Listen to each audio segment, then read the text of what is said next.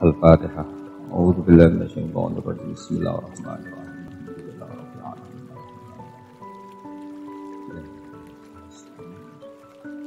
Shiratal ladzina an'amta 'alaihim ghairil maghdubi 'alaihim waladdallin. Terus sesuai janji saya untuk menghormati UI, saya tadi sudah matur sama Pak On juga sama Direktorat. UI adalah kampus yang didirikan oleh para ulama, para profesor, sehingga sudah seharusnya setiap makalah ilmiah itu ada referensinya, ada marojeknya. Dan yang dipakai di seluruh dunia, di semuanya, untuk ulumul Quran itu yang paling pokok pakai kitab Al-Itqan. Al-Itqan fi ulumil Quran, karangannya Imam Suyuti. Sebelum saya terangkan teks persisnya, itu ada sekian problem dalam memahami Quran, terutama kalau lewat terjemah. Problem itu bisa gawat betul, bukan gawat-gawatan tapi gawat betul. Misalnya ada ayat begini dan terjemahnya pasti begini. Fa'aina ma tuwallu fathamma wajhullah. Kamu menghadap mana saja, di arah manapun, di sana ada ridhonya Allah. Itu kalau hanya pakai terjemah, tentu menjadikan kita sholat bisa menghadap ke timur, ke barat, ke utara, dan ke apa? Selatan. Saya cerita sedikit tentang asbabun nuzul. Memang tema sekarang tentang asbabun nuzul. Dulu Rasulullah SAW ketika di Mekah itu sholat menghadap Ka'bah. Tapi setelah pindah di Madinah, di mana Madinah itu ada komunitas Yahudi dan Nasrani, Rasulullah itu menghadap ke Baitul Maqdis, kira-kira 16 bulan. 16 sampai 17 bulan. Semua riwayat itu kisarannya hanya 16 sampai berapa? 17 bulan. Sehingga orang Yahudi itu bilang begini, Muhammad ini baiklah, meskipun dia membawa agama baru tapi kiblatnya masih ikut kita, masih baik kan. Setelah 16 bulan Nabi diperintahkan Allah untuk menghadap ke Ka'bah. Awal liwajhaka syatral Masjidil Haram. Maka orang Yahudi itu berontak. Berontaknya adalah kiblat mereka ditinggalkan. Cara berpikir orang Yahudi itu kiblat mereka ditinggal.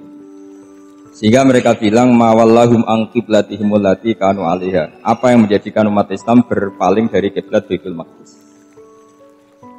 Kemudian mereka provokatif betul. Ini perlu diperjelas. Provokatif. Bilang begini.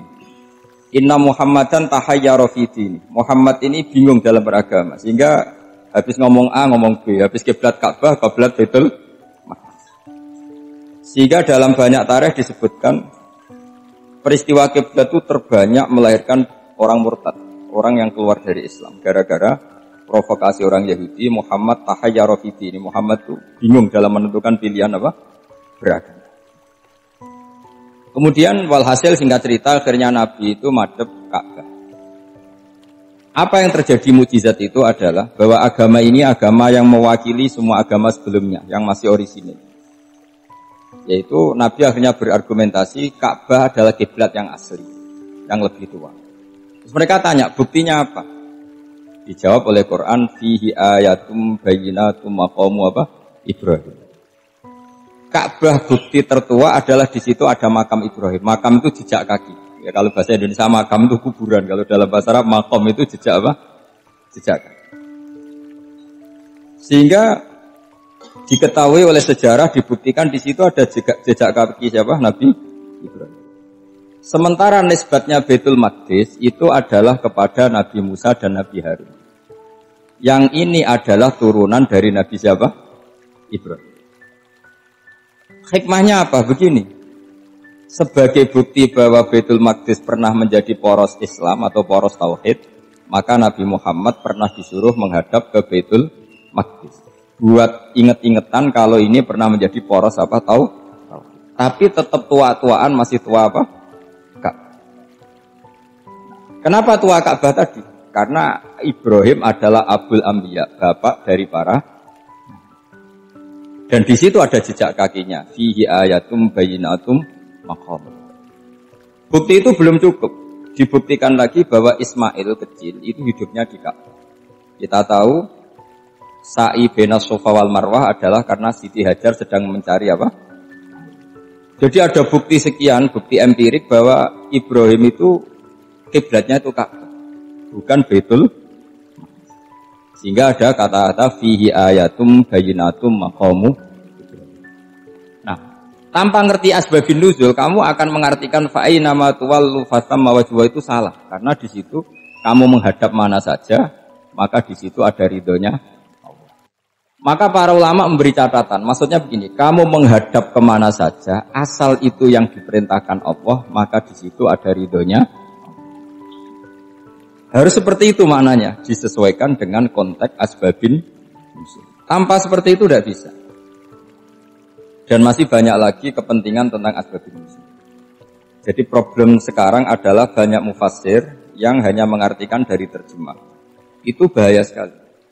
Jika ada orang yang menikah secara mut'ah, itu kan mirip kayak transaksi zina.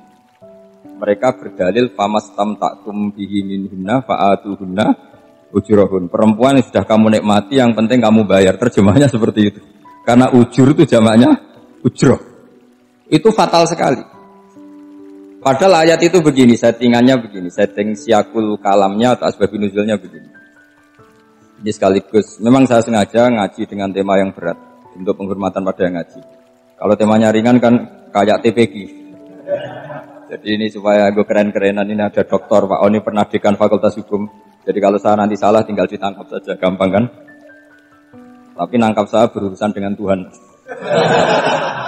Jadi kalau orang dekat Allah itu yang tanggung jawab itu Allah. Jadi dia bisa menang di kepolisian tapi kalah di hukum Tuhan. Jadi kalau berhadapan-hadapan dengan saya. Begini asbabun nuzulnya begini. Wal muhsanatu minan nisa yang awal juz 5 itu, ya kita santai aja. Yang awal juz 5 itu sebetulnya maktuf, diatafkan pada ayat hurrimat alaikum ummahatukum wa banatukum wa akhwatukum wa ammatukum wa kholatukum wa banatul akhi wa banatul ukhti. Jadi perempuan yang haram dinikah itu ada 7. Yang faktor nasab, yaitu siapa? Ibu, putri, saudara putri, bulik dari bapak, amah itu bulik dari bapak, kholah itu bulik dari ibu, keponakan dari saudara lelaki, keponakan dari saudara perempuan. Ini disebut haram karena nasab gen. Kalau orang Jawa bilang hanya 4 karena ngitungnya bulik baik dari bapak maupun ibu. Kalau orang Jawa bilang kan bulik terus keponakan dihitung 1. Padahal ada keponakan dari saudara lelaki, ada keponakan dari saudara apa? Perempuan. Wa banatul akhi wa banatul. Terus kedua, haram karena rodok. Kita tahu dalam hukum Islam rodok adalah sama dengan nasab. Jadi ibu yang pernah menyusui kamu berarti jadi ibu kamu. Dan saudara sepenyusuan berarti menjadi saudara kamu. Ini disebut wa ummahatukumul lati arda'nakum wa akhwatukum minar rodok. Terus ketiga, haram karena musoharoh, karena besanan. Jadi pagi ini misalnya saya nikah dengan Sri, bilang qabil tu nikaha wa taswijaha bil maril madkur.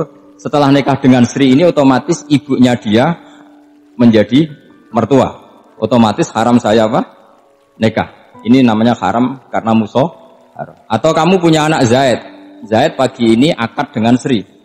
Berarti Sri adalah menantu Anda. Otomatis haram bagi Anda. Itu namanya haram karena musoharoh, karena bisanan.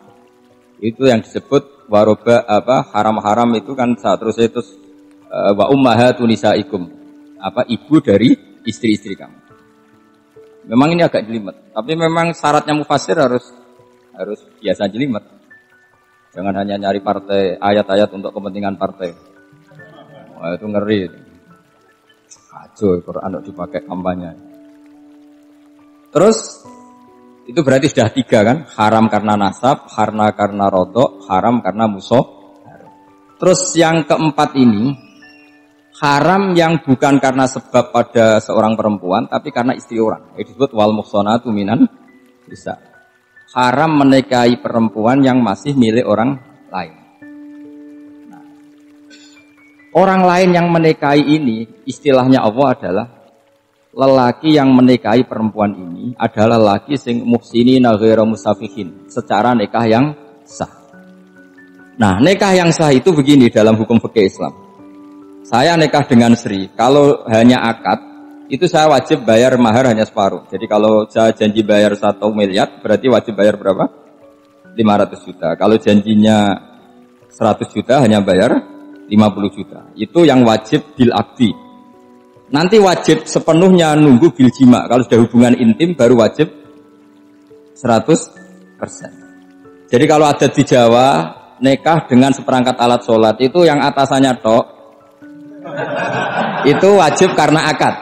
Nanti bawahnya nunggu setelah hubungan apa? Intim. Nah, ini hukum Quran bukan hukum saya.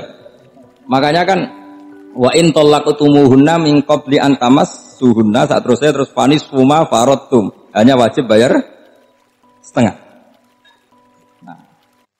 Nah, perempuan yang sudah diajak hubungan intim itu kata Allah fa'atuhunna ujurahun, maka wajib kamu bayar penuh.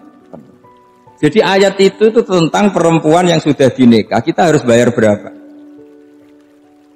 Harus bayar penuh. Ini penting saya utarakan. Nah, problem kita sebagai orang Indonesia ini juga problem Pak On, problem semua kiai. Mahar di Indonesia itu nggak bisa dibahas di Quran karena keterlaluan, kecilnya itu keterlaluan.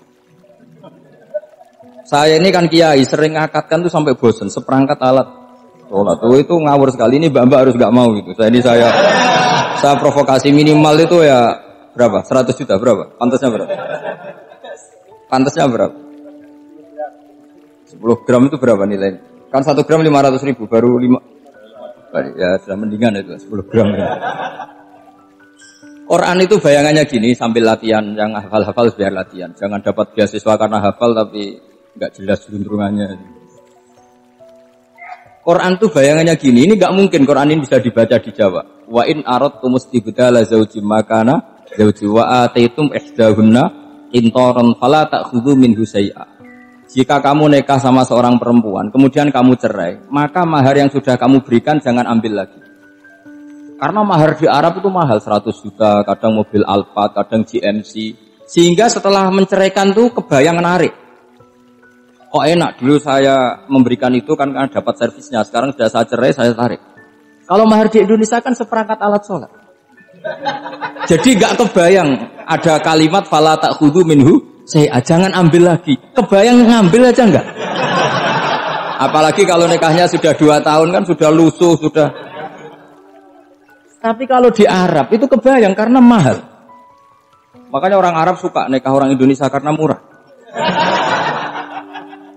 Jadi bahasa kintoron itu harta yang enggak ternilai. Wa ataitum ihdahunna kintoron.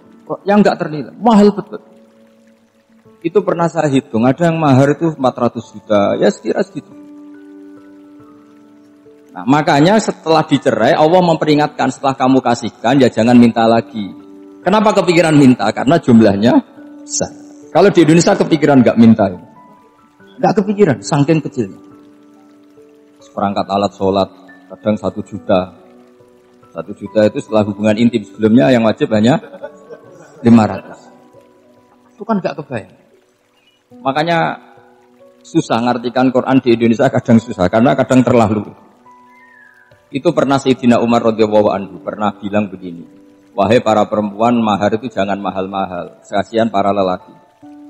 Itu ada perempuan alimah ya, orangnya alim betul, meskipun nggak pernah sekolah di UI, tapi alim itu.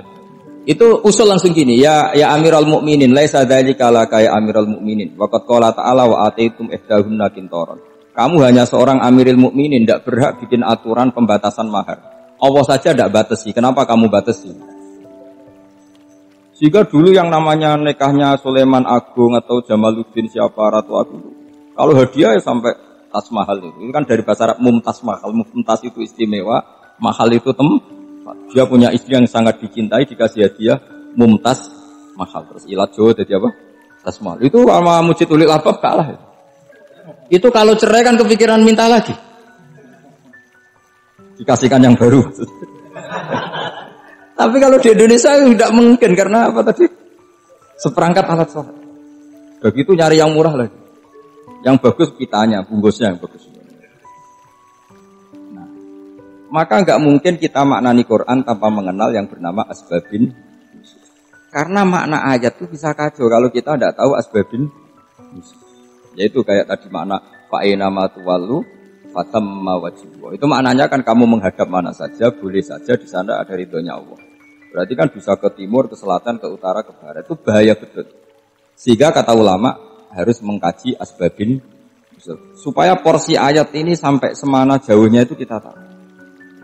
Tanpa tahu itu tidak bisa. Begitu juga menyangkut kiblat. Sekarang saya tanya, kemarin kan ramai dulu di Kemenak, kiblat semuanya diukur dengan GPS, terus beberapa masjid dikomentari salah karena diukur pakai apa? GPS. Kalau dalam bahasa falak disebut yaumarostil kiblat. Memang bisa diilmun. Tapi pertanyaannya begini, dari awal Allah ngendikan fawalli wajhaka syatral masjidil haram. Kamu yang penting sholat itu menghadap masjid. Masjid itu ya bangunan. Sehingga kata Ibnu Abbas yang diriwayatkan banyak ulama mengatakan al-Ka'bah kiblatun li ahlil masjid wal masjid kiblatun li ahlil haram wal haram kiblatun li ahlil masyriq wal maghrib. Jadi kalau orang di dalam masjid kiblatnya harus Ka'bah. Di luar masjid kiblatnya asal bangunan Masjid Haram. Tapi di luar sini kayak di Indonesia boleh semua tanah. Kenapa begitu? Kata Ibnu Abbas karena Quran itu turun bilisanin arabiyyin mubin. Jadi kalau orang Jogja kalau mau ke Jakarta arahnya kemana? Barat. Itu sebetulnya ketika Anda ke barat itu persis Jakarta apa bisa saja pasnya itu Pangandaran. Tapi orang itu akan bilang kalau ke barat ya ke Jakarta.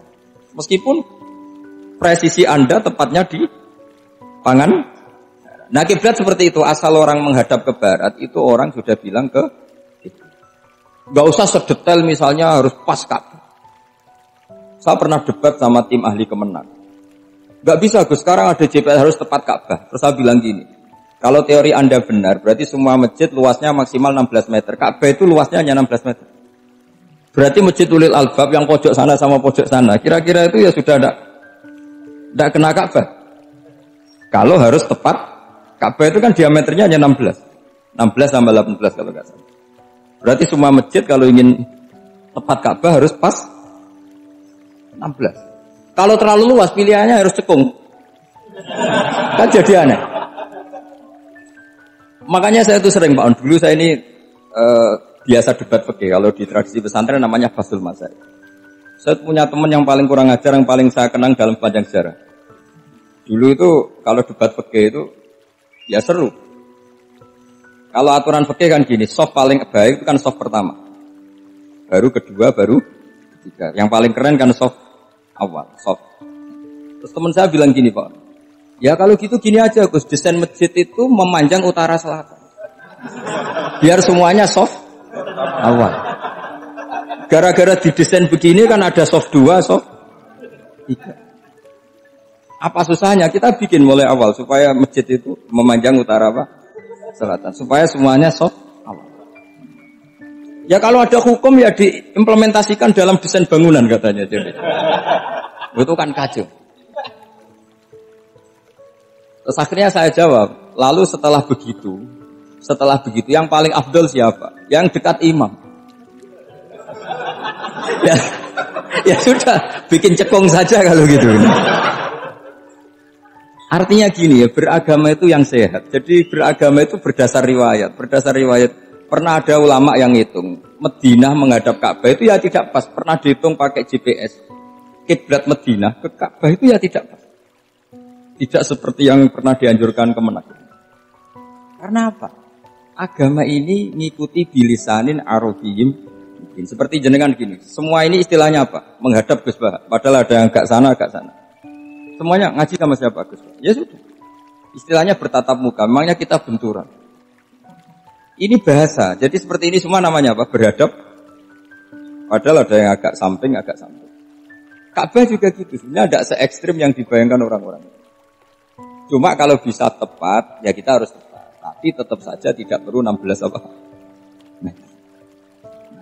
Fa'aina ma tuwallu fathamma wajhuhu. Itu artinya menghadap. Menghadap itu menghadap arah. Makanya Allah tidak dawuh fawalli wajhaka nahwal Ka'bah, tapi fawalli wajhaka syatrul Masjidil Haram.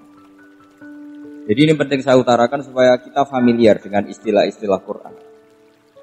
Istilah Quran itu gampang sebenarnya. Kalau kita kaji itu gampang. Problem kita tidak pernah mengkaji. Jadi semuanya asing. Kalau kita mengkaji itu gampang sekali. Saya punya sekian cerita betapa pentingnya mengkaji Quran. Harun Ar-Rasyid itu dinasti Bani Abbasiyah. Itu pinter sekali. Ada seorang ustadz yang agak ekstrim. Itu datang ke Harun Ar-Rasyid, ya Amirul Mukminin, inni nasihun laka famusaddidun alaika. Fala tajidanna alayya fi nafsika syai'an. Saya mau nasihati kamu, tapi saya mohon jangan masukkan hati. Karena nasihat ini penting. Tapi saya akan keras, vulgar. Akan keras, kritik saya akan keras. Karena Anda sebagai Amirul Mukminin tidak pecus. Apa kata Amirul Mukminin Harun Ar-Rasyid? Uskut ya Ustadz. Sebagai riwayat uskut ya jahil. Kamu itu Ustadz bodoh, tidak usah banyak omong. Terus ditanya, kenapa saya bodoh? Terus dibacakan ayat faqula lahu qaulal layyinal la'allahu yatadzakkaru aw yakhsha. Inna Allaha ta'ala qad arsala man huwa khairun minka ila man huwa syarrun minni. Wa ma'a dzalika qala ta'ala faqula lahu qaulal layyin. Allah pernah menugaskan seorang yang lebih baik ketimbang kamu, yaitu Musa dan Harun. Musa dan Harun adalah seorang nabi. Kepada orang yang lebih buruk ketimbang saya, yaitu Fir'aun. Itu saja etikanya faqula lahu qaulal layyin. Kamu kalau ngomong yang halus, yang baik, yang berperadaban, kok kamu sama saya mau kasar? Akhirnya ustadznya ternyata pinter kamu. Yes, pinter aku. Jadi semudah itu. Allah itu menugaskan orang yang lebih baik ketimbang kamu, yaitu Nabi Musa, kepada orang yang lebih buruk ketimbang saya, yaitu Fir'aun. Itu saja ada etikanya. Kok kamu sama saya mau tambah etika? Mau main kasar hanya karena kamu merasa nasihat Anda benar? Jadi gampang sekali memahami Quran. Tapi lagi-lagi memang bagi ahlinya. Tapi ini saya bantu supaya sampean jadi ahli apa? Quran. Meskipun ngajinya sebulan sekali. Sudah sebulan sekali tidak punya kitabnya. Sudah. Jadi ulama dulu kalau belajar Quran itu gampang sekali. Saya berkali-kali cerita, yang kitab saya baca direktorat itu namanya Sajaratul Ma'arif. Itu kalau cerita bikin judul itu enak sekali. Babuna fil ibad bikullil bilad. Bab seseorang di mana saja hidupnya harus bermanfaat. Terus dalilnya itu hanya mengutip makalahnya Nabi Isa, wa ja'alani mubarakan ainama kuntu. Ciri utama seorang nabi apa? Saya di mana-mana adanya berkahi orang. Jadi berkah bagi orang lain. Maksudnya tidak jadi problem bagi orang lain. Artinya kamu hidup entah di Jogja, seperti Pak Ono orang Jember, saya orang Rembang. Hidup di Jogja manfaat, di Jember ya manfaat, di mana-mana manfaat. Saya pernah di Korea seminggu ya manfaat. Saudara kita TKI yang di Korea ya manfaat. Di sana bikin masjid, bikin apa.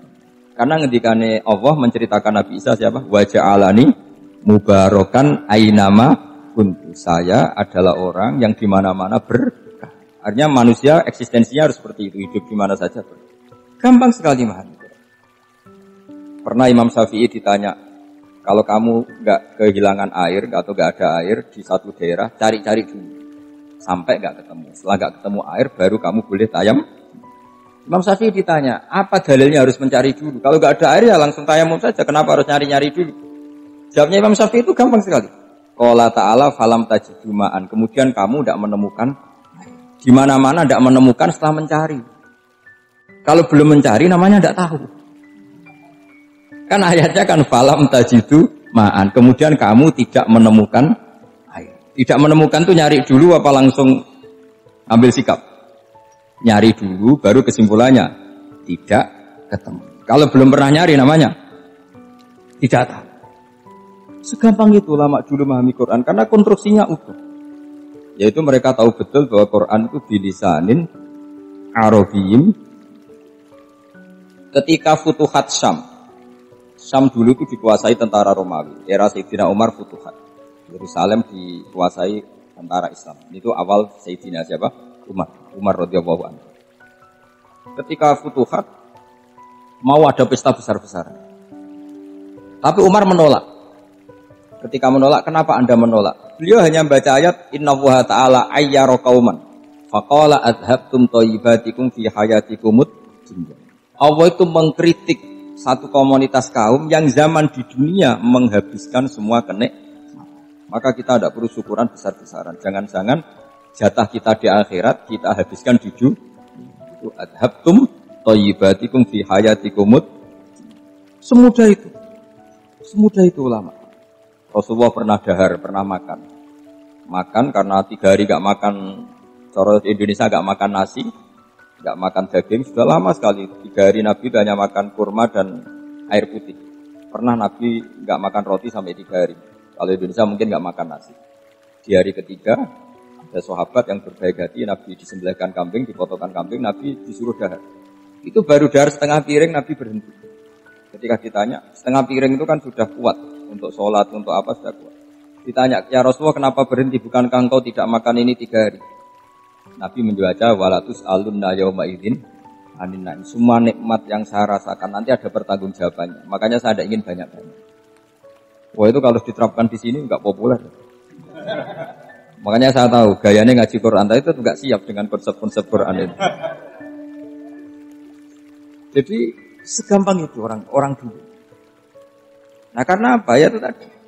Mereka tahu asbabun nuzul. Quran itu diturunkan dalam konteks apa? Lafaz ini arahnya kayak apa? Mutlak muqayyadnya kayak apa? Muhkam mutasabihnya kayak apa? Nasah mansuhnya kayak. Nah sedikit saya cerita ini mungkin contoh terakhir supaya agak lama-lama, nanti bingung kalau lama. Yang bingung ya saya, bingung cara memahamkan. Jadi kalau guru itu kan bingung cara memahamkan, kalau murid bingung cara memahami. Gak tahu tingkat kebingungannya sama. Kalau guru itu bingung cara memahamkan, kalau murid bingung cara. Jadi ini pertemuan 2 kelompok bingung. Yang satu bingung cara memahamkan. Yang satu bingung cara, kalau orang ekstremis bingung cara merusak suasana, nah, itu nggak bener itu. Ada loh, Rasulullah itu Nabi, itu paling pusing yang ngadepi orang-orang yang ekstrim. Karena apa? Cara berpikir itu lompatannya itu nggak tertib. Jadi Nabi itu cara berpikir itu kecerdasan nubuah, sementara orang ekstrim cara berpikir itu kecerdasan nafsu, bukan kecerdasan manusia. Kalau manusia masih baik nafsu. Misalnya begini, kalau dalam tradisi nubuah itu, saya dengan Pak Anu berteman lama, mulai tahun 2000 berapa. Itu kalau Pak Anu bertamu ke saya, harusnya tidak usah tak kasih makan. Karena sudah dekat. Tapi kalau kenalan baru itu dikasih makan, disangoni. Jadi Nabi itu perilakunya agak unik. Akhirnya ada orang yang cara berpikir itu dangkal. Ya Rasulullah ini tidak fair. Yang iman lama tidak diservis, yang iman baru diservis. Cara berpikir Nabi begini, orang Ansor itu kan sering memberi Nabi. Perjuangannya Nabi ditopang orang apa? Ansor. Donatur lah, kira-kira orang Ansor itu donatur. Donatur itu keren. Karena donatur itu artinya al-yadul ulya khairum minal yadis. Sehingga ketika Nabi sudah menguasai negara, menguasai Mekah Medina, sudah futuhat, itu orang Ansor tetap enggak diservis. Yang diservis Nabi itu orang-orang baru masuk Islam, disebut wal mu'allafati qulubuhum atau Islam mu'allaf. Ada 1-2 orang yang protes, tentu yang enggak pinter. Tukang protes pasti tidak pinter. Wong iskal-iskalnya sendiri, otaknya enggak sampai-sampainya sendiri, orang lain disuruh jawab. Makanya di sini tidak ada tanya jawab, nanti iskal-iskal kamu sendiri, bingung-bingung kamu sendiri, saya disuruh jawab. Berarti Gus Pak enggak mau ditanya, ya memang enggak mau karena tadi jawab sendiri aja, nanti pinter sendiri, kapan-kapan pinter sendiri. Akhirnya tanya begini, cara tanya gini, ya Rasulullah, ini enggak fair. Orang sudah Islam lama setelah negara terbuka milik Anda, setelah kita menang, setelah kita menguasai negara, tidak kamu servis. Sementara yang baru Islam kamu, Nabi itu bertanya senyum-senyum, rileks saja. Lama-lama tambah ekstrim pertanyaannya. Kata Umar, ya Rasulullah saya beri izin untuk membunuh orang ini. Umar itu pikirannya karena mantel lo Nabi. Nabi jangan. Kalau kamu bunuh, nanti apa kata orang banyak? Inna Muhammad dan yaqtulu ashabah. Dikira Muhammad membunuh sahabatnya. Nabi masih mendengar, komplainnya masih mendengar. Lama-lama Nabi memberi penjelasan. Kamu ini orang Ansor. Kamu biasa memberi saya, memberi dana perjuangan. Memberi itu hebat. Saya tidak ingin menurunkan grade Anda. Grade sebagai pemberi, berarti kelasnya elit. Sekarang menjadi penerima. Itu tidak bagus. Itu betapa Rasul ini namanya kecerdasan nubuah. Kalau orang biasa memberi, biar memberi saja. Supaya dia tetap heroik, tetap patriotik, tetap keren. Karena mentalnya Jangan sampai dari mental memberi, kemudian mentalnya peminta.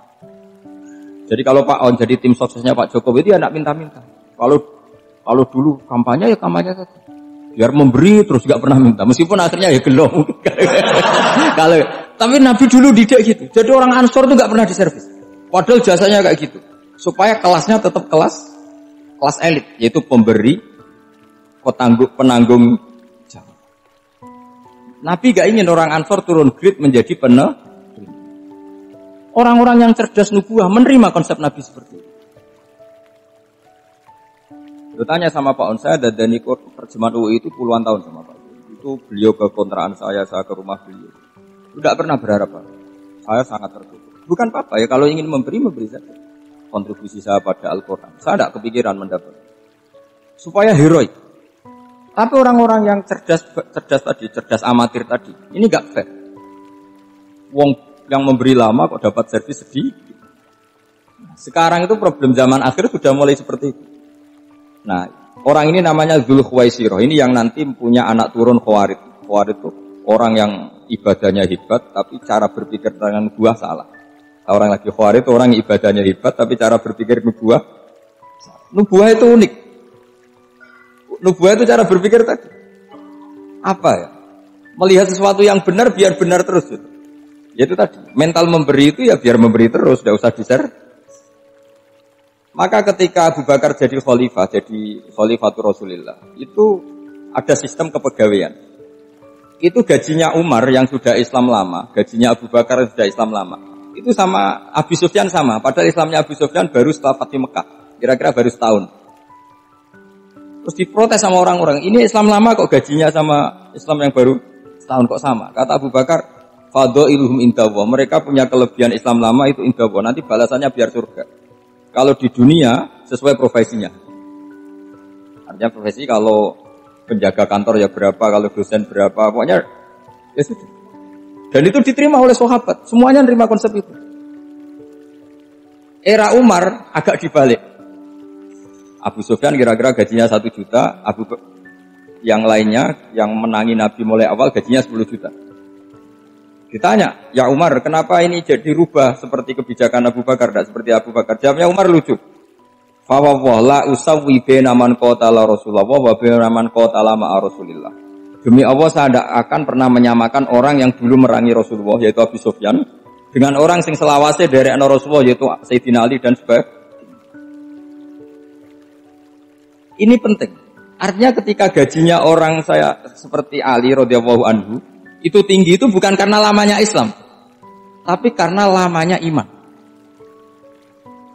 Jadi mulai dulu ijtihad itu ada dan dulu dia biasa saja. Karena tadi ada kecerdasan nubuah. Saya ulang lagi, ada kecerdasan apa? Sekarang itu kecerdasan toma atau kecerdasan nafsu. Itu kalau sampai ngaji kitab tasawuf, itu bab bakhil itu tidak ada. Menurut kitab tasawuf, medit itu tidak ada, kikir itu tidak ada. Yang ada itu toma. Toma itu berharap dikasih orang lain. Sampai pernah enggak bilang kalau artis-artis di Jakarta kikir? Enggak pernah kan? Karena kamu enggak pernah ingin diberi. Kalau kamu punya pacar karena kenal enggak pernah ditraktir, oh pacar saya kikir. Karena kamu ingin diberi. Pernah enggak kamu hukumi orang lain kikir yang enggak kenal? Padahal enggak pernah memberi kamu. Apa kak? Karena kamu enggak pernah ingin. Coba sekarang kamu saya tanya, ini latihan cerdas. Definisi kikir itu apa coba? Enggak pernah memberi kamu kan? Artis-artis Jakarta, tokoh-tokoh nasional pernah nggak memberi kamu? Enggak kan? Tapi enggak pernah kamu vonis kikir karena kamu enggak pernah Tapi pacar kamu kok amin ditraktir terus, atau istri kamu atau mertua kamu kok enggak ngasih warisan, kamu bilang kikir enggak? Sebabnya kikir betul apa karena kamu tomak berharap? Tomak. Maka di kitab tasawuf itu enggak ada bab kikir, yang ada bab tomak. Karena asal usul menvonis orang kikir itu karena tamak. Maka jangan banyak kenal orang, nanti banyak hukum kamu kan gitu. Sombong juga gitu, di tasawuf itu enggak ada bab sombong. Karena orang hukum orang lain sombong itu karena kamu ingin dihormati. Ada orang enggak kenal, terus lewat saja enggak tanya kamu bilang sombong enggak kan? Tapi kalau kenal, oh sombong betul, kenal enggak tanya kan gitu. Jadi tasawuf itu sisi unik dari khazanah Islam. Makanya di tasawuf itu enggak ada kritik terhadap kikir. Ya tentu kikir itu buruk, pasti ya kikir itu buruk. Tapi gak perlu dikritik. Jangan-jangan yang salah kamu. Mau kenal Pak On di PPAI terus ingin jadi sekretarisnya. Terus ingin kenal Pak Jokowi ingin jadi menterinya. Nanti kenal rektor ingin jadi pegawainya. Ketika gak diturutin bilang Pak Rektor kikir. Tapi orang lain ya kak pernah berharap. Mungkin gak menvonis Pak Rektor atau Pak On ini kikir. Enggak kan? Berarti vonis kikir itu status orang itu apa gak kesampaian niat kamu? Memang agak jelimet ilmu tasawuf itu, tapi itu unik. Itu bagian dari khazanah apa? Islam. Makanya Rasulullah itu sering isti'adzah, minta perlindungan, wa min toma'in fi ghairi matma'in. Ya Allah, saya tidak ingin berkeinginan yang tidak layak. Karena semua dunia ini dimulai dari keinginan. Coba kamu protes negara itu karena apa? Ingin makmur, sejahtera tanpa kerja, sehingga nyalakan menteri keuangan, menteri ini itu. Makanya kalau guyonannya ulama tasawuf gini, tak beri bocoran, guyonannya orang tasawuf. Begini guyonannya. Anta lam tajid min nafsika kullama turid, fa kaifa turidu min ghairika kullama turid. Kamu yang punya keinginan saja tidak bisa memenuhi apa yang kamu inginkan. Kenapa keinginan itu kamu timpakan ke orang lain untuk memenuhi kamu? Wong kamu yang punya keinginan saja tidak bisa mewujudkan. Kenapa keinginan Anda kamu timpakan, bebankan orang lain untuk memenuhi keinginan Anda? Misalnya kamu, Gus saya ini goblok, tolong pinterkan. Wong kamu yang ini saja tidak bisa. Kok menyuruh saya? Jadi kalau tiap tasawuf itu unik. Seperti kamu mencintai istri tulen, itu ingin kan dicintai istri tulen. Kamu sendiri kan nggak bisa cinta tulen, masih pelengahan sana sini. Kamu pacaran, ingin pacar kamu setia. Ternyata kamu bikin sekian alternatif. Kalau putus ini punya ini, putus ini. Tapi kamu ingin ini setia, kan nggak fair. Makanya guyonnya orang tasawuf itu, anta lam tajid min nafsika kullama turid, fa kaifa turidu min ghairika kullama turid. Gampang tuh apalane, pokoknya ratrit gitu aja gampang. Jadi kamu yang punya keinginan saja tidak bisa memenuhi. Kok orang lain disuruh memenuhi. Sehingga orang tasawuf itu malu betul. Misalnya saya kok ingin Pak On takdim sama saya itu kurang penggawean. Kalau saya ingin ditakdimi saya menakdimi diri saya sendiri. Makanya berbahagialah orang yang ngilu terus saya ganteng sendiri ya Allah. Saya kaya sendiri. Menunggu orang lain bilang kamu kaya itu repot. Menunggu orang lain bilang kamu hebat itu, ya sudah bilang aja ya Allah saya hebat, ya Allah saya ganteng, ya Allah saya cantik. Daripada menunggu orang lain bilang apa? Cantik. Jadi ilmu tasawuf itu unik. Jadi kalau fikih itu yang dikritik itu kikir. Kalau tasawuf enggak toma. Karena orang yang kamu vonis kikir itu jangan-jangan tidak kikir tapi mementingkan yang lebih penting. Misalnya ada teman yang tidak pernah naksir kamu, ternyata punya ibu sakit, uangnya dianggarkan untuk ibunya yang sakit, atau anaknya sekolah, atau keluarganya masih hidup ya sehingga sama teman dia kikir. Hakikatnya kikir apa mementingkan yang penting? Tapi kamu karena nggak pernah ditakdir menvonis kikir. Ini pelajaran. Jadi makanya yang dianteni ilmu tasawuf itu tamak tadi kalau dalam bahasa Indonesia, bukan kikir.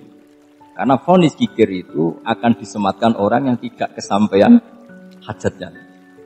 Pokoknya bapak saya itu, keluarga kiai itu ajarannya itu. Yang penting jangan berharap dari orang lain. Ini Pak On saksinya, saya dulu benahin terjemah itu nggak pernah ingin diperlakukan seperti ini. Yang ngaji aja. Karena pikirannya keluarga kiai itu sederhana. Kalau ngamal ya ngamal saja. Ngamal itu heroik. Makanya buyut-buyut kita semua ini kan pahlawan semua.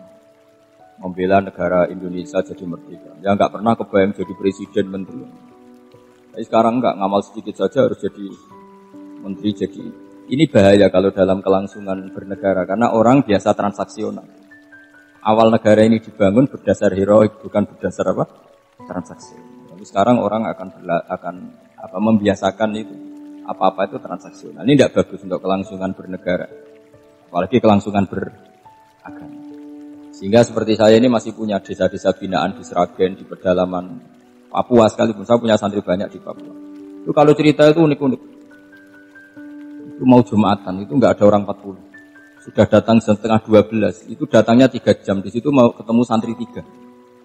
Semua, karena ya akhirnya mereka tanya gini Pak. Pertanyaannya itu lucu. Gus, boleh nggak Jumatan orang 3? Secara fikih Syafi'i kan harus orang 40. Kemudian mereka tak bilang buat sholat duhur saja. Mereka nggak mau. Wong Jumat kok duhur. Harinya kan Jumat, masa sholatnya? Sehingga kita yang jadi kiai akhirnya nyari fikul madzabil arba, nyari fikih madzhab 4. Ternyata Imam Malik membolehkan orang 6. Ada yang bilang 12. Yang penting keceluk jamun itu kelompok. Kalau 3 kan belum keceluk apa? Belum disebut apa? Kelompok. Ini penting saya utarakan supaya kita berjuang itu bukan karena sefri seperti ini kayak di Ulil Albab, masjidnya keren, kampus swasta tertua, terus termasuk nomor 1-2 di Indonesia. Oke, kita syukur dengan kebesaran UI. Tapi yang namanya dakwah itu menjadikan orang tidak tahu menjadi tahu, termasuk kepada desa-desa tertinggal. Sama. Yang namanya menteri itu pembantu presiden untuk memenuhi kebutuhan rakyat banyak. Sekarang misalnya menteri pertaniannya itu hebat, cerdas, tapi petani nggak mau nandur padi, mau apa? Coba yang membantu ketahanan pangan itu para petani mau nanam padi apa karena menteri pertanian? Karena petani mau nanam. Ya sudah GR saja, kita pembantu presiden semua. Karena ikut menyumbangkan ketahanan pangan. Tapi kamu kan nggak digaji, kita keren, ngamal tambah harap gaji. Ini penting supaya Anda itu nggak hati kecil gitu, ikut menyumbang negara tanpa ingin dapat, keren nggak? Dan itu nubuah, apa? Nubuah. Orang Ansor itu seperti itu. Sehingga ketika Rasulullah wafat dan ada kompetisi kepemimpinan, itu orang Ansor nggak ikut. Sudah kita makmum saja, silahkan dibagi di saking baiknya orang Ansor. Nah, makanya saya ulang lagi ya. Kecerdasan nubuah ini yang enggak difahami orang Khawarij. Orang Khawarij cara berpikir yang kerja banyak harus dapat. Sementara kecerdasan nubuah enggak. Yang biasa memberi terus memberi saja biar derajatnya tetap al-yadul ulya.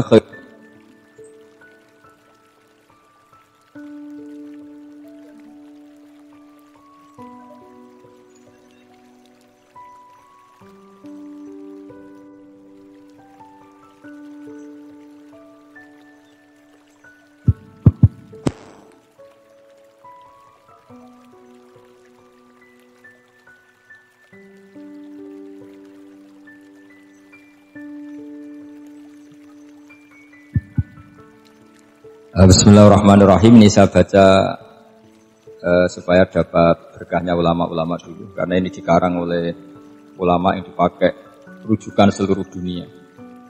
Begini, qala Ibnu Taimiyah, ma'rifatu sababin nuzuli yu'inu ala fahmil ayat. Jadi mengenali asbabin nuzul itu membantu memahami secara benar ayat itu. Karena tadi kalau ayat itu dipotong, itu maknanya bisa kacau. Kayak tadi, famastamta'tum bihi minhunna fa'atuhunna ujurahun. Kalau diterjemah itu kan mendukung kawin mut'ah. Kalau terjemahnya saja, perempuan siapa saja yang pernah kamu nikmati, yang penting kamu bayar. Itu kan aliran sesat dan menyesatkan. Itu konteks asbabun nuzul tidak seperti itu. Perempuan yang sudah menjadi istri kamu, saya ulang lagi, perempuan yang sudah menjadi istri kamu, jika sudah kamu hubungan intim, maka maharnya harus dibayar penuh. Tapi kalau belum hubungan intim, maharnya hanya wajib separuh. Fanisfu ma faradtum illa ayafuna aw ya'fu alladhi biyadihi uqdatun nikah. Tapi tadi kalau di Indonesia gimana Gus? Itu yang repotnya, maharnya itu tadi mukena atasan dan apa? Bawahan. Wah kacau kalau di Indonesia itu. Sehingga kita bingung kalau dalam logika Arab kan gitu. Bayangannya kalau cerai, kata Allah, fala ta'khudhu minhu syai'an. Harta yang sudah kamu berikan ke istri jangan diambil. Sampai dilarang ngambil tuh karena jumlahnya banyak, sehingga kepikiran ngambil. Kalau di Jawa nggak usah dilarang, sudah tidak akan ngambil karena rukuhnya sudah lusuh. Itu susahnya baca Quran di Jawa ya. Karena dari awal maharnya terlalu apa? Kecil. Terus beliau Imam Suyuti termasuk di sini menyontohkan yang pasti salah kalau difahami, yaitu tadi ayat apa itu fa'inama tuwallu fastamma wajib. Jadi beliau terus meringatkan betapa pentingnya mengenali asbabin. Karena asbabin nuzul itu gampang. Saya ulang lagi, asbabin nuzul itu gampang. Gampangnya begini ya, kan ada satu peristiwa, misalnya begini, Rasulullah itu kan mengkritik penuhanan Lata dan Uzza, berhala-berhala itu dituhankan, dikritik sama Rasulullah. Kemudian mereka begini, karena mereka biasa personifikasi Tuhan, Muhammad, kalau Tuhan itu tidak Lata Uzza dan itu terbuat dari batu, lalu Tuhan Anda itu dari apa? Amin fiddotin audabin, lalu Tuhan Anda ini dari emas apa dari perak? Karena mereka nggak bisa membayangkan Tuhan tanpa dipersonifikasi. Terus Allah menurunkan qul huwallahu ahad, Allahus somad, lam yalid wa lam yulad wa lam yakul lahu kufuwan ahad. Karena otaknya mereka sudah begitu, yang namanya Tuhan itu harus dipersonifikasi. Makanya saya kemarin di Korea seminggu, cerita yang paling unik gini Pak On, ada bos Islam, ada bosnya TKI yang baik. Mereka mengizinkan pekerjanya sholat. Bareng sholat tuh diingeti ke atas, ke bawah. Kok gak ada arcanya? Sehingga setelah sholat dibilang, apa saya berikan berhala sekalipun? Karena gak kebayang ada orang sholat kok tanpa berhala, tanpa Tuhan. Yang kamu sembah itu mana? Kok gak ada? Apa tak belikan? Jadi unik. Nah teman saya yang satu unik lagi. Dia termasuk pegawai Garuda. Yang derekno saya ke Korea itu orang pegawai Garuda. Dia karena orang kaya biasa ke Eropa kemana-mana. Singkat cerita dia sholat di mall. Karena nganggep Korea itu sudah negara maju kayak Eropa. Setelah sholat di mall pas asar itu, security-nya nelpon polisi. Pak polisi di sini ada ritual teroris. Jadi kalau menamakan sholat itu ritual. Jadi artinya apa? Ritual-ritual yang kita lakukan itu macam-macam cara pandang. Orang ateis itu kan Cina kan Korea itu kan ya Cina lah, Korea, Jepang, RRC itu kan sipit Cina. Itu ya yang namanya ibadah sembahyang harus ada patungnya atau ada arcanya atau ada benda-benda itu. Orang Islam kan nggak ada sama. Makanya mereka itu kok bisa? Problemnya kita, saya ulang lagi, ini problem ya. Problemnya kalau ada itu ya repot. Begini misalnya, ini masih tentang asbabun nuzul. Ini contoh terakhir tentang masih asbabun nuzul. Umar radhiyallahu anhu, sahabat Umar itu kalau mencium Hajar Aswad itu sambil gedumel. Tidak berdoa tapi gedumel. Masyhur. Itu ada di Bukhari. Alim tu annaka hajarun la tadurru wa la tanfa walau la anni ra'aitu Rasulullah qabbalaka ma qabbaltuka. Saya tahu loh. Nyium Hajar Aswad dicium tapi sambil gedumel. Saya tahu loh kamu hanya batu, enggak mandoroti, enggak manfaati. Kamu jangan GR, saya cium itu jangan GR. Kalau saja saya tidak melihat Rasulullah mencium kamu, maka saya ada sudi nyium kamu. Dah gitu aja. Terus itu tiap nyium Hajar Aswad itu tidak doa. Kalau kamu kan enggak minta kaya, minta macam-macam. Kalau Umar malah gedumel. Nah, kenapa demikian? Itu ada asbabun nuzulnya. Umar itu saksi sejarah. Ketika Rasulullah Fathi Mekah, Nabi kan tawaf terus mencium Hajar. Itu di belakang masih banyak orang kafir. Kebetulan Umar masih di sana. Sudah Islam Umar, tapi dia di belakang. Dengar orang-orang kafir, Muhammad itu aneh. Katanya melarang nyembah batu. Ternyata dia nyembah batu. Jadi Nabi nyium Hajar Aswad itu dikira nyembah batu. Katanya ngelarang nyembah batu, tapi dia kok nyembah batu. Karena Nabi mencium Hajar Aswad. Nah karena untuk menghilangkan stigmasi itu, Umar tiap nyium Hajar Aswad itu ngomong gitu. Andai kan ada sound system, mungkin jadi sound system. Supaya jelas bahwa penciuman ini bukan karena menyembah. Artinya mudah sekali kenapa Umar ngomong gitu. Karena asbabun nuzulnya seperti itu. Coba kalau kamu tidak tahu asbabun nuzul, Umar maksudnya gimana tuh? Gak doa, gak apa kok malah ngomong gitu kan ya. Tapi kalau kamu tahu asbabun nuzul Umar itu yang mendengar komentar orang sama ketika kita tawaf itu kan 3 pertama kan kita lari-lari kecil. Itu ceritanya juga gitu. Rasulullah itu hidup di Medina, terus diterkenalkan miskin. Medina itu kota wabak, kota penyakit, endemik. Dulu Medina, Yasrib itu kota endemik. Jika kata orang kafir-kafir Mekah, yaji uliha dalbet kaumun kot wahanat hum huma Yasrib. Nanti akan datang satu komunitas kaum yang sudah lemas karena kena penyakit TBC dari Yasrib. Nabi dengar itu makanya terus bilang ke para sahabat, tunjukkan kalau kamu kuat dengan cara lari 3 kali. Terus pakai pakaian yang kelihatan maco, yaitu yang dipakai lelaki-lelaki itu. Bahunya dikelihatkan. Nah, setelah Rasulullah wafat, Umar menggantikan beliau setelah Abu Bakar. Umar bilang gini, sebetulnya tawaf seperti ini, yaitu lari pertama 3 putaran pertama lari dan memperlihatkan pundak seakan-akan orang maco itu sudah enggak perlu. Karena alasan itu sudah tidak ada. Tapi ini tinggalan Rasulullah, maka jangan rubah ya tetap seperti ini. Akhirnya meskipun sudah tidak ada alasan tadi menjawab stigmasi orang kafir, tetap tawaf seperti itu. Jadi memang agama itu unik.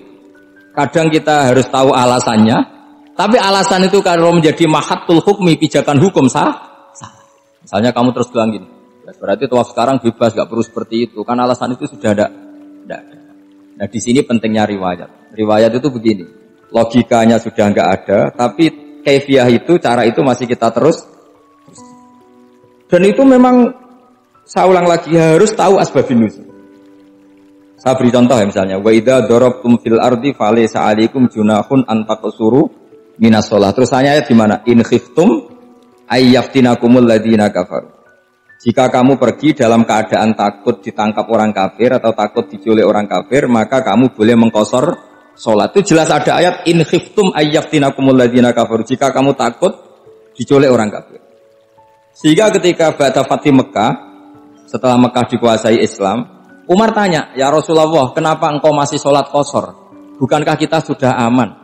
Waqad qala ta'ala in khiftum ayyaftinakumul ladzina kafaru. Allah ngendikan boleh mengqasar itu kalau dalam kondisi takut. Waqad kunna fi amrin, sekarang kita sudah aman. Jawabannya Rasulullah itu unik. Ya Umar, hadhihi shadaqatun faqbalu shadaqah.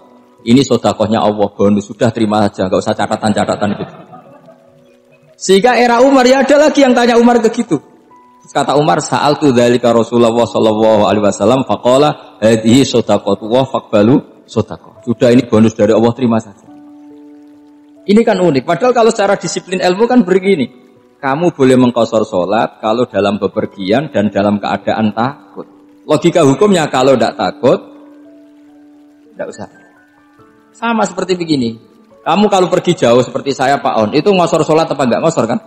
Alasannya kalau kosor itu, kalau pergi itu masyakot, repot. Sekarang pergi kita pakai Alphard misalnya, pakai Innova, bawa uang, disupirin, itu masyakot enggak? Enggak kan? Tetap boleh jamak enggak? Boleh. Sebenarnya kamu jamak itu karena pengetahuan hukum apa karena enak jamak? Kalau alasannya masyakot, kan sekarang sudah ada. Enggak repot. Ya sudah pakai hadis tadi, ini hadiah, terima saja. Jadi makanya agama itu riwayat. Tapi ada saja ulama yang agak balik loh. Agak balik gini, banyak juga ulama misalnya duwe gawe, ibunya sakit terus ribet jamak sholat. Kenapa? Ribet ngurumat ibu. Makanya ada saja kiai yang duwe gawe mantu itu terus jamak sholat, tapi jangan ikuti. Tapi ada saja karena alasannya jamak itu karena apa? Repot. Ya ada saja, tapi ya jangan ditiru. Cuma saya ini cerita yang analisis hukum itu memang agak-agak unik.